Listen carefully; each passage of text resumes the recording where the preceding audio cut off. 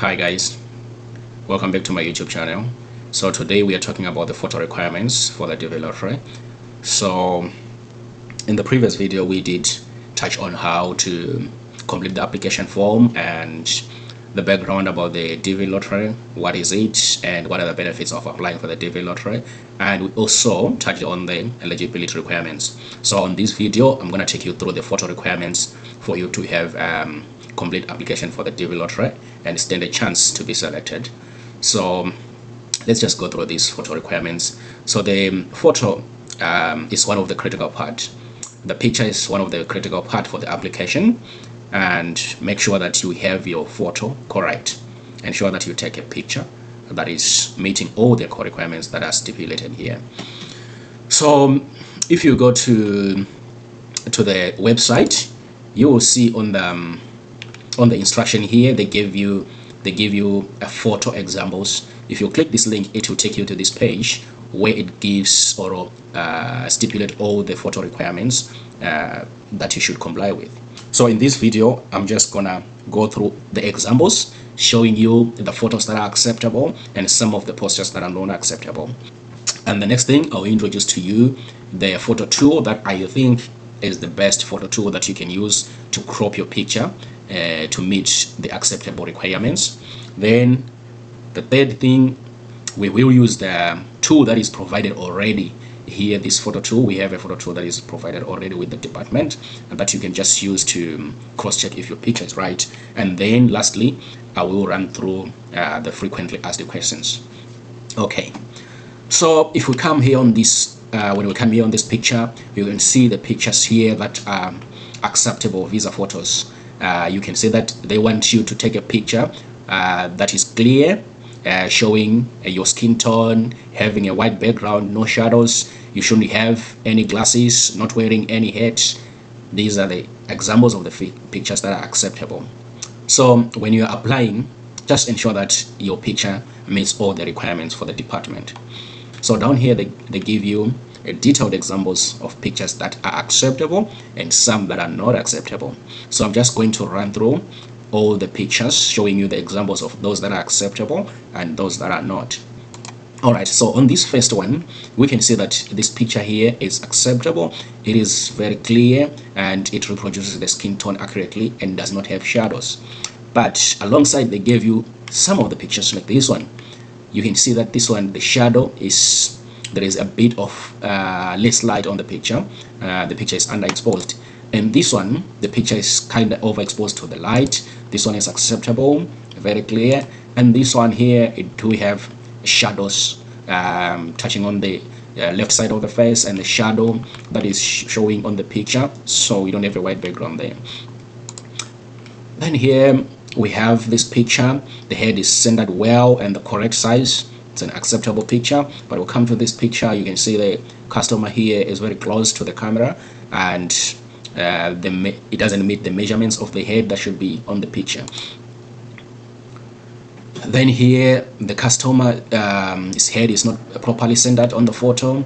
Then here you can see the head is too small in the photo. The person is kind of a bit far from the camera. Here again the customer's full head is not in the photo. So these are the mistakes that you should avoid when taking the pictures. Then we come to this photo. You can see this photo is acceptable. This photo, you can see the picture is not really clear, it's a bit blurry, so you should avoid taking the picture which is blurry. Here the picture again appears grainy and it has some shadows on the side.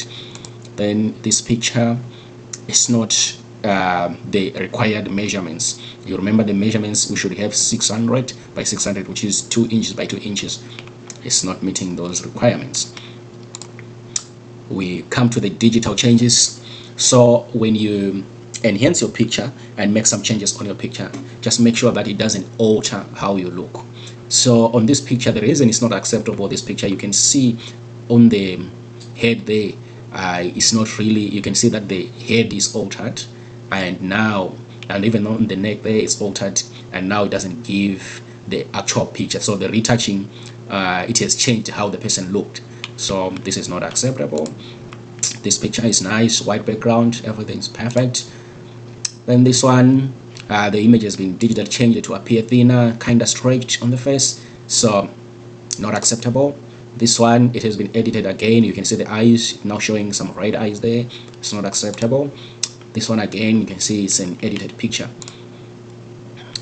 This one, picture is perfect. The customer is facing the camera and the expression on the face is neutral. This is acceptable. And this customer here is facing a bit down. It's not acceptable. This one, the face is not neutral. The person is kinda smiling. And this picture here, the person is tilted, kind of the head looking on the side, and same with this one, the person is not looking to the camera straight, and the head is not straight again. Here the customer closed their eyes, not acceptable. Then we have this one, which is correct, centered very well, white background, very clear photo. This one again, the same thing. This one, the customer has the glasses, should remove the glasses. Then here, the covering is closing even the face. The covering is closing the face. So you should make sure that you're not closing your face, because who will not know the customer. Here the shades, should remove the shades. The face is being covered with a mask or whatever, that scarf. So you should ensure that you remove that scarf completely. Then here the customer, do we have a head? You should ensure that you don't have a head when you're taking the picture. And this one, we have the hair that is blocking like one side of the face, so you should remove the hair. Then this picture, the background is not plain. It has text and lines. You should ensure that we have a plain background and white. Then we have this one, the background is blue. We need a white background, not acceptable. This one, not acceptable again. The background is not plain, it is not white. So for the children, we should just ensure that there is no other person on the picture and the child's expression is neutral, and also the child is facing the camera. Those are the critical things that you should ensure on the child. So this is acceptable. You can see the picture is clear, the background is white, the expression is neutral. Another example, which is a perfect example, is this one. The child is facing forward, facing the camera with correct lighting and acceptable facial expressions. But here's some unacceptable. You can see the child is looking on the side, not facing the camera. And this one, the child has some exaggerated facial expressions. This is not acceptable. Another one is this one. The child is covering her face with the hands. This one is a bit blurry, and also the child is smiling there. And here there's another person on the picture. It's not only the child. All right. So pretty much these are the examples of the pictures that are acceptable and some that are not acceptable. And there are also the requirements here that the department gave us. Let's just run through the requirements. So on the requirements here, in terms of dimensions, you should ensure that your picture is 600 by 600 minimum and should not exceed 1200 by 1200 pixels. Then on the color, your picture should be in color, no black and white. And the file format, ensure that it should be in JPEG format. Then the size, ensure that your picture doesn't exceed 240 kilobytes. So you're allowed to compress your picture, which is the next point here. You can compress your picture so that it doesn't exceed this maximum file required of 240 KB. But for your compression, the compression ratio should be less than or equal to 20:1. All right.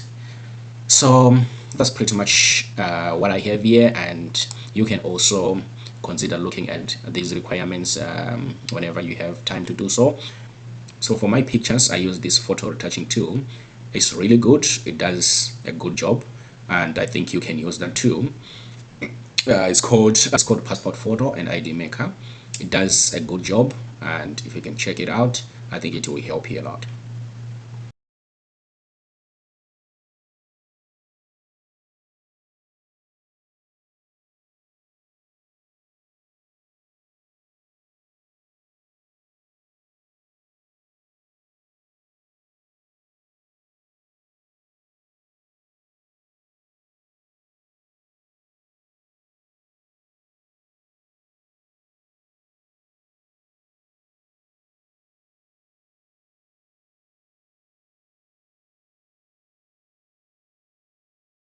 So once you have your picture ready to be uploaded with your application, you have to come here. Already have a photo, you come on the photo 2 and then use that picture that you have ready to just test and see whether it meets the requirements for the department. So if you come here and say choose the photo, and then we're gonna choose this photo here, you can see once I choose that photo, this is the photo that I have edited on that photo 2 that I showed you. So when I upload this picture, it will tell you your photo does not need any cropping. What does it mean? It means my picture is perfect. But remember, this picture is perfect in terms of the dimensions. But in terms of saying whether it's acceptable, the quality and how the picture looks, of course, that is the discretion of the department. But in terms of the dimensions, this is telling me that the picture is perfect, which means I'm good. Once it tells me this, I know that I can start my application. All right, so I think that's it, guys. And there are some frequently asked questions regarding these pictures, and I think I'll run through just some of them and see the answers that some of the people were receiving. All right, these are some of the questions. How many photos must I submit with my visa application? So with regards to this question, guys, you are supposed to submit 1, the picture for the principal applicant, and 2, all the pictures for the dependents and your spouse. Then the next question, what type of paper should I print my photos on? So this one it doesn't really matter, guys, because at the end of the day you want to use it on as digital, you know. So as long as you'll be able to get it to digital in a proper quality, then you are good. Do my photos have to be in color? Yes, absolutely so. How recent must my photos be? So your photos should be not more than 6 months old. What size must my photos be? So the sizes, guys, I've shown you the sizes of the photo before. If it is a digital photo, it should be at least 600 by 600, and it should not exceed 1200 by 1200. It should be a square. Can eyeglasses be worn in the photo? No. Can I wear sunglasses or tinted glasses in my photo? No. Can I wear a hat for the photo? No. Can I wear a uniform in my photo? No, again. Can a parent or a guardian appear in the photo of a child? No. The child should be alone. Is it acceptable for my child's eye to be closed in his or her photo? No. The child should have all the eyes open. What's the best way to take a photo for a baby? So I've shown you guys previously. May photos be taken with a digital camera? Yes, sure. But you can also, guys, you know, at times you don't want to go to the studio and pay money there, so you can use your phone, guys. We have a lot of smartphones that can take even better pictures, so you can use your phone as long as it has a good camera, guys. Can I remove the red eye from my photo? We shouldn't even have a red eye, guys. If you have proper light when taking the picture, you shouldn't have this red eye. Thank you so much, guys. So that brings us to the end of this video. That's pretty much everything that I had for today. Bye.